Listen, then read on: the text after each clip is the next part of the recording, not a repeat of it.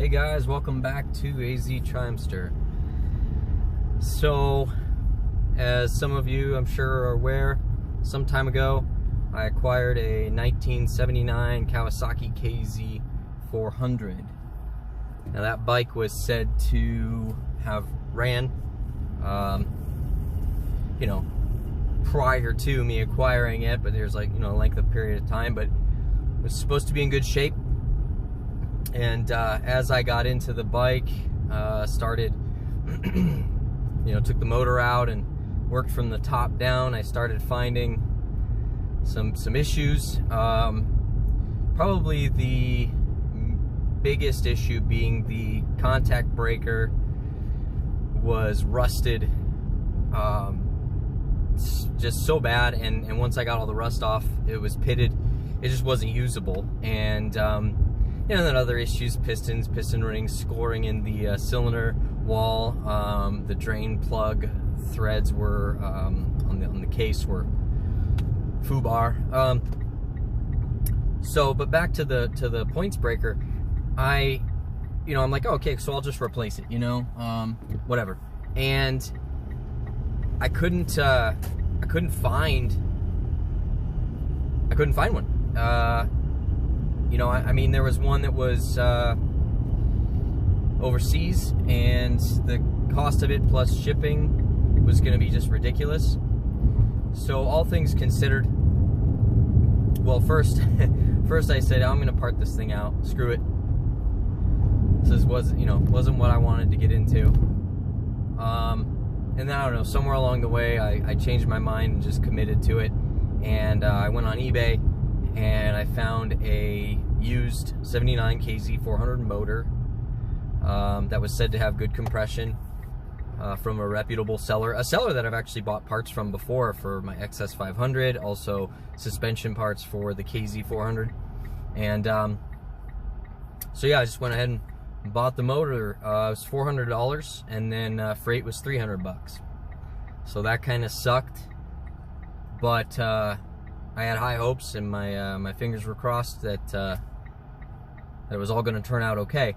So I got it in the, it had compression. Everything turned and worked fine. The contact breaker was a little worn, a little rusted, but I cleaned it up, and it was appearance-wise, far more usable than the one on the other motor. So then I proceeded to go ahead and get some carbs, some modern carbs, some Makunis from Speed Moto Co. I think they're VM32s, pretty sure, but they come with the filters and the boots and pre-jetted and everything. So I'm like, cool, check, don't gotta worry about that. And put the carbs on and made some engine mounts, put the engines on an engine stand, and there it sat. While we struggled through the summer heat here in Arizona, I just did not want to be in the garage at all. So this past weekend, Micah from Dean Speed and myself moved the motor and the stand, everything, the battery. I got a new battery, spark plugs, oil.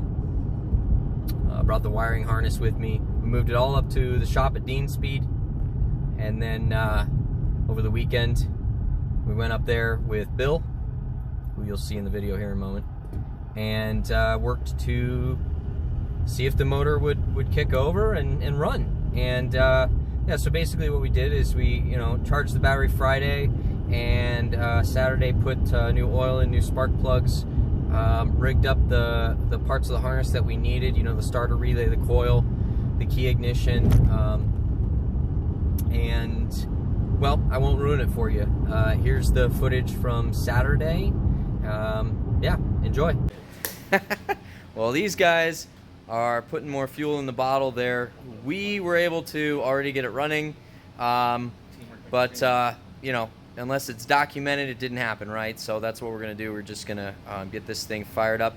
It doesn't seem to want to idle, so we're just keeping it afloat with pulling on the throttle cable. But which is fine, I just wanted to know, air, fuel, spark, what it does, and she runs. So here we go. All right. Which way? Towards west. Yep. Yep.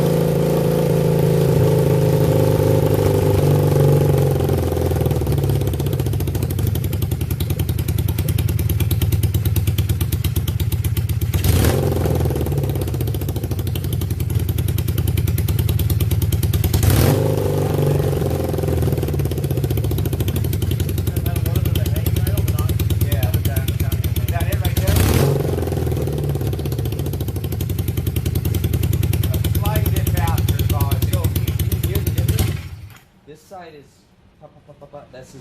this isn't making combustion sounds on this side. I mean, the cylinder's hot. Okay. So it is sparking.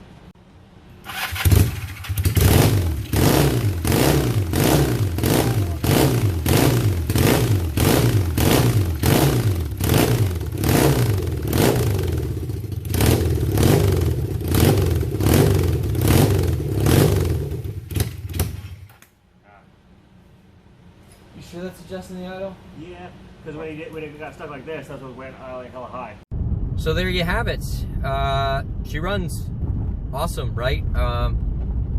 She doesn't want to, like I said, doesn't really want to maintain an idle, but I'm sure that's a matter of adjusting the timing and the tune on the carbs. I'm not going to spend a ton of time on that right now because what I want to do is start working towards the overall bike I want to build, start mocking up the frame.